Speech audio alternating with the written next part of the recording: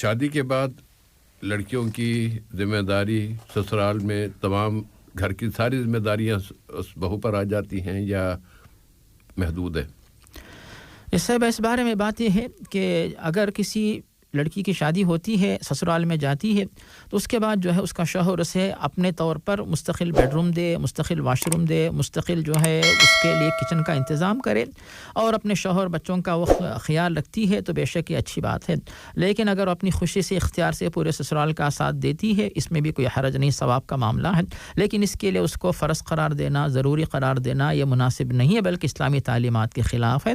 اور جو سسرال والے ہیں ان کو بھی چاہیے کہ جس طرح اپنے گھر کی بیٹی کو تو شادی کر کے دوسروں کے گھر بھیجتے ہیں، اسی طرح یہ بھی کسی اور کے گھر کی بیٹی ہے جو ہمارے گھر پہ آئی ہے، ہم اپنی بیٹی کی بھلائی جس طرح چاہتے ہیں کہ وہ نہ تھک جائے، اس پر بوجھ نہ پڑ جائے، اس کے سسرال والے اس پر زیادہ یعنی پریشر وغیرہ نہ ڈالے، اسی طرح جو ہے جو بھی ساس ہے اسے چاہیے کہ اپنی بہو کو بیٹی کی طرح دیکھے اور اس کا ساتھ دے، جو ہو سکتا ہے اس کے ساتھ تعاون کرے اور اس کے اوپر جو ہے طاقت سے زیادہ بوجھ نہ ڈالے. تو پھر ایسی مشکلات، ایسے سوالات جو آپس میں جو مشکلات پیش آنے کا اندیشہ رہتا ہے تو یہ مسائل خود بخود انشاءاللہ حل ہو جائیں گے.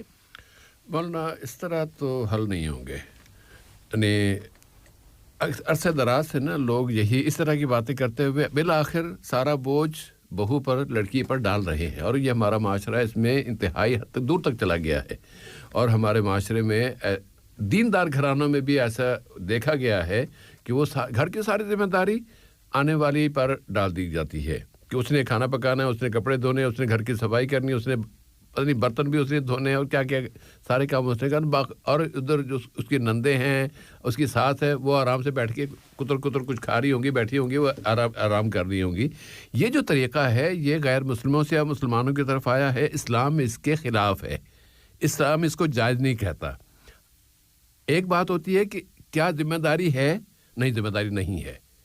دو ٹوک انداز میں کہتے ہیں کہ اسلام ایسی کوئی ذمہ داری بہو پر نہیں ڈالتا. اگر بہو اپنی مرضی سے چائے بنا کے دے دی اپنے سسر کو، اپنی ساس کو چائے بنا کے دے دی ایک نیکی کمانے کے لیے، تو وہ اچھی بات ہے، اس کو اجر مل جائے گا. لیکن اس کی ذمہ داری ہے کہ اس کو چائے بنا کے دے، اس کی ذمہ داری ہے کہ اس کو کھانا تیار کر کے دے، اس کی ذمہ داری ہے کہ وہ کپڑے دھوئے، نہیں ذمہ داری نہیں ہے. یہ اسلام دو ٹوک انداز میں بات یہ ہے. نیکی کرنا ہے اس کو اجر مل جائے گا، لیکن درمیان میں بات رکھ کے ہم جب جواب دیتے ہیں تو پھر وہ الٹا اثر پڑتا ہے. وہ لوگ اچھا ہاں جی مولانا نے کہا تھا کہ یہ تو اس کا خیال رکھا جائے، اس کی تھکاوٹ کا، اس کے آرام کا خیال رکھے، باقی ٹھیک ہے. وہ غلط بات ہو جاتی پھر. تو صاحب ہے یعنی آپ کا مقصد یہ ہے کہ اس کو یعنی ذمہ داری نہ سمجھے اور اس کی کوئی اخلاقی ذمہ داری نہیں، الا یہ کہ اپنی خوشی سے رضاکارانہ طور پہ کرتی ہے، ثواب ملے گا، نہیں کرتی ہے سزا نہیں ہے، گناہ نہیں ہے.